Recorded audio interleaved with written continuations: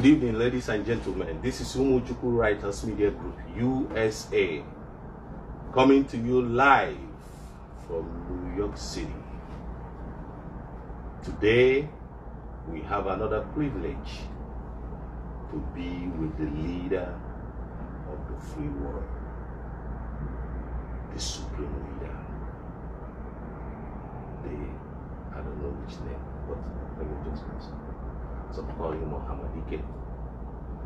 Some call him any name you can. I know you know Santapo.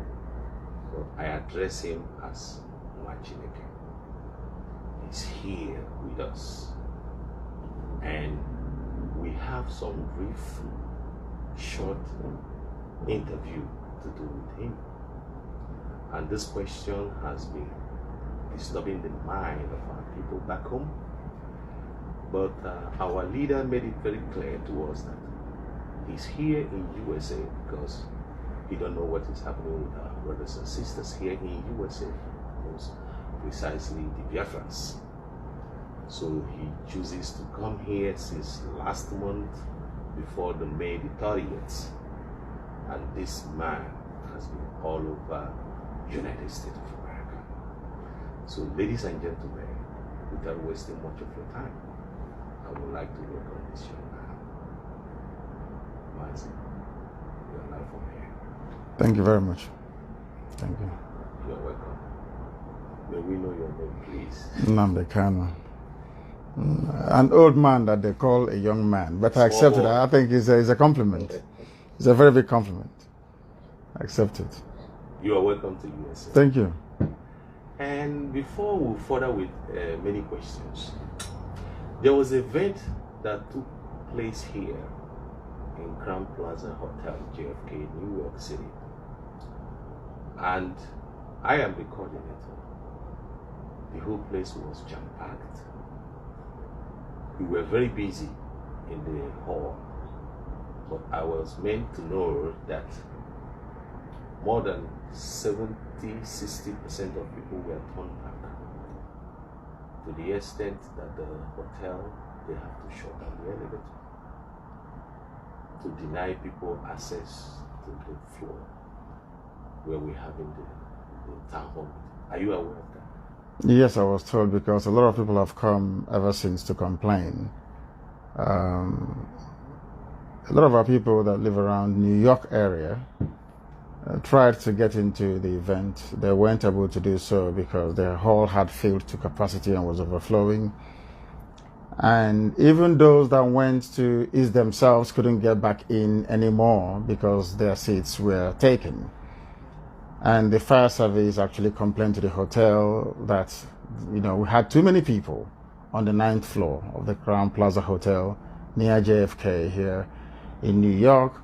And for that reason, they had to shut down the elevators. So a lot of people, very important people, I must say, weren't allowed to get into the hall afterwards. It wasn't very pleasant because I would have wanted to have all of them in the hall. But as it turned out, it allowed me then to go to Bibo the next day or two to go and address them, to calm their feelings and to assuage their worries, because a lot of them were worried that they couldn't come into the hall to hear me speak. So all in all, it was a well-managed event, or should I say incident. But next time, I hope we'll be able to get a bigger hall to accommodate everyone. You're welcome. The next big question is this. Some people have asked me about that. The red heart that you're putting on now, is it the significance of battle or war? Can you explain more about that red barret? We are confronting the enemy right now as I speak or as we interact. Anybody who doesn't know what is happening back home is either deceiving him or herself, or is living in a cloud cuckoo land, because the fact of the matter is that the enemies have come, they are in our land, and we are engaging them as we speak. On a daily basis, we are engaging them in Ebonyi, in Enugu, and before that in Anambra as well. So it is a sign of the time Anytime I'm putting on this hat, it signifies that our people are engaged on the ground massively in an effort to repel the vandals, the invaders who are in our land. They keep trying, but we keep repelling them, and we shall continue to do so. It doesn't matter what they say, how frightening their press statements may come across. Insofar as Biafra land is concerned, that is IPOB territory, and we shall continue to meet them. Okay. In your analysis before you went to jail, you said in your broadcasts that when the people of Germany, but you were specific, precise, that when USA Biafrans wake up, you will know that Biafra is here. I don't know if that's the reason why you came here, and I don't know if, based on your tour in the United States, do you believe that Biafrans in USA have woken up? I believe they have with my coming. It has resonated. A lot of people have started to identify openly with IPOB and the entire Biafra project, whereas before they were slightly hesitant and fearful of their involvement. I would say it's a very good thing in general. All the events that I went to were well attended. Culminating in the spectacular finale we had in New York City. And as you well know, Houston, New York, and Los Angeles are key areas for our people, and to an extent Chicago as well. So I would say overall that the consciousness of our people have been elevated to a position where nobody can claim ignorance of what we are trying to do or what we are trying to accomplish.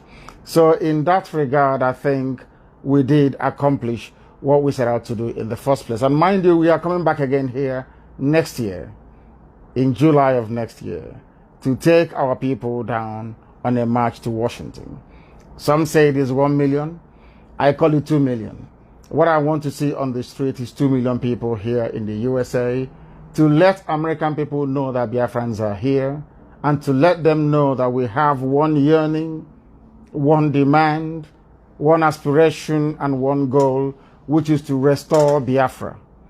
And at that point, I will be able to revisit your question. But I can tell you categorically that I have not changed nor wavered from the assertion that I made earlier, that the United States of America is pivotal, is central, is critical to the emancipation of Biafra from the clutches of the damnation they call Nigeria.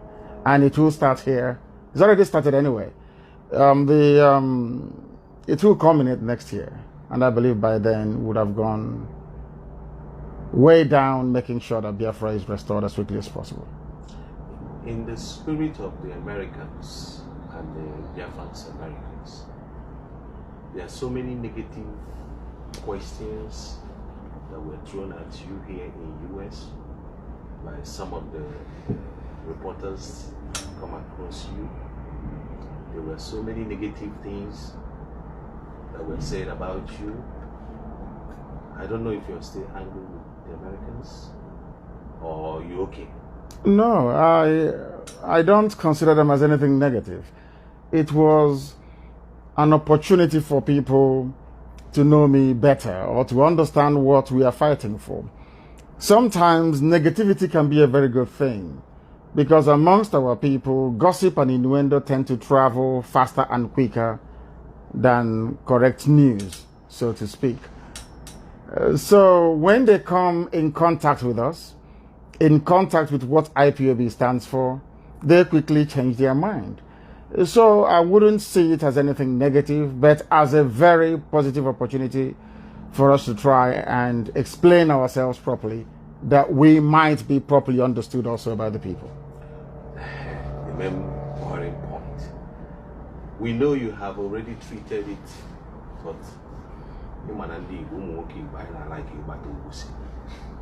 all right? You have touched that part in many of your town hall meetings. But I would like you to bury it now, because you are in USA and you are in New York. The issue of defense fund. You have handled that issue. Can you enlighten more about that issue of the defense fund? Are you going to start it again? Or that will be it? Defense fund will be ongoing at some point in the future. I will announce it. And by then, I hope that people would have been sufficiently informed as to the need for it to enable them make the decision to contribute towards it. Defense fund was not paid by Americans in totality, not even amongst IPOB family members. Those of you in New York did not pay. We did. No, we didn't say it. You didn't pay. No, you go and ask him for your money. You don't ask us. We are telling you. Pay to Irania. No, but the money. That's why this is live, so he can hear you too. Nnamdi is our overall finance officer, IPOB worldwide, and she is a woman of immense integrity and substance. One of the pioneer contributors to Radio Biafra and IPOB before a lot of people came along. Anything she tells me, I believe, is gospel, and everything is properly documented. You are aware that when we went to the Chicago town hall meeting, we provided proof of the money we paid to Bruce Fein. Sure. That some people claim they were paying. Oh, can you put more enlightenment? Absolutely. IPOB paid Bruce Fein $35,000. My goodness. Cash. We transferred from IPOB accounts in Germany to the law firm's accounts here in the USA. We never talked about it because we felt it wasn't something that needed to be ventilated for no reason. But they kept going on about it. Other groups, so to speak, claiming they're pro-Biafra, we are busy collecting money from people across the United States of America, pretending or lying to them that they were using this money to prosecute a case on behalf of IPOB. But that was a lie. And I challenged them when I went to Chicago. On the issue of the defense fund, United States of America contributed only $2,778, the whole of USA. And it's only Massachusetts that paid. If anybody has a right to complain about defense fund, it is Madam Erwa and the rest of them in Massachusetts. No other human being. And the funniest thing is that those who did not contribute towards our defense fund are the people most vocal and most vociferous about it. And they have now pushed and pushed and pushed. I have published the entire account. Now the Fulanis know that we only have $154,000. Exactly, which is what we've been pushing for. Now we've told them. And look at all the time we've been fighting the Fulanis without making noise about it. Do people know or wish to even know how much we have spent fighting the Fulani oligarchy in our land, Miyetti Yala, Fulani headsmen, and all the rest of them? It takes and costs a lot to get these things to happen. Our people don't understand it because most of them have been raised on a diet of gossip. And it is a very shameful thing that some people that claim they're educated still bought into all that nonsense. But I'm very glad that now I'm in the USA, I can confidently say that we have put to bed all that nonsense. I'm not sure anybody will be brave enough to open their mouths to talk about defense fund anymore. I think we've buried that. Because I came here, I was in Houston, they didn't come out. I went to Chicago, they were nowhere to be found. In Los Angeles, the same. And I'm in New York, where I felt for the very first time we had an encounter that resembled a town hall meeting. Because I loved the very robust, should I say, counter arguments that came from the floor. It was something that I enjoyed. But of course, we found out that the man was lying because there was no Abia sector to start with. Now, these are the things that we are being confronted with, that it is the liars and the cheats who complain so much because either they're driven by greed, envy, and jealousy, or they are being, controlled by Fulani somewhere in Abuja. Okay, there's one interesting question I need to ask you. Because so many Americans, Biafran Americans, they are being, they felt threatened when you announce that there will be no forgiveness. So now, if the Americans are waking up from their sleep and gossip and peeling of obesity, are you going to forgive them? The only forgiveness I will ever contemplate is that if they join IPOB and participate in the restoration of Biafra, pay their dues and contribute, I repeat, contribute towards the emancipation of our land. If they don't do that, then they will not enter Biafra. Okay, so let's go further down. The issue of $1. You told them to pay $1. So if they pay $1, they will enter Biafra. Of course they will. No, if they pay $1, they enter Biafra. Not $1 once, every month. Them and their children. Okay. Every blessed month until Biafra, until our flag is raised up. Then the hardcore. Yes. Because those that pay £60 a month. Well, or $60, I should say. Because this is America. Immediately you leave. We have a lot of educated people here, professors. They will put us in a hot spot. But this will be an evidence for me to challenge them. If you can expatiate it further down about this issue of $1. Because on the $1, it's not just that what we're doing is $1. Not just the Igbos. Yeah, so can you please? No, the problem. The reason why everybody is saying about the Igbo, if Igbo wake up, one Igbo man here will give you whatever you need. But they will be gossiping and yapping. So this issue, if you can just make it more clear, so that those that are paying 50 and 60 will say, "Oh, was it $1? You know, here." No, I think I explained it during the town hall meeting. What I'm saying is that there are those that support what we're doing. Yes. Support. People who are supporters. You know, like even in the football game, there are those who are in the pitch, who are on the pitch. I have to be grammatically correct. There are those who are on the pitch playing. And there are supporters all over the place, isn't it? The same thing with freedom fighting. We will have supporters. But at the same time, those that pay 60, not 50, $60 every month are the hardcore. Those who are under oath. Those who are entitled to know what is happening. The other people outside are mere supporters. They are not under oath. They are not required to take any oath, but they support Biafra. Then so many people are telling me to let you go and rest. That we have pulled you so much. But I will just give you my own last questions. Go ahead. I will let you rest. Go ahead. When I joined the struggle, you are a man of many parts. If you're looking for wisdom, it's there. If you're looking for history, you're a good historian. If you're in spiritual aspect, you are there. That's why I call you my bishop. And also I call you Nwachineke. I remember that time I started listening to the radio. You will start saying that Biafra is our religion. Here on Radio Biafra worship. That's one of the things that pulled me very close to you. And so I don't know if that religion, we are in it, or you're still going to introduce us, because so many people are stopped going to church. I'm a Pentecostalist for like 30 years. I was born again at an early age of life. When I heard your voice, I felt I've been wasting my life on this while.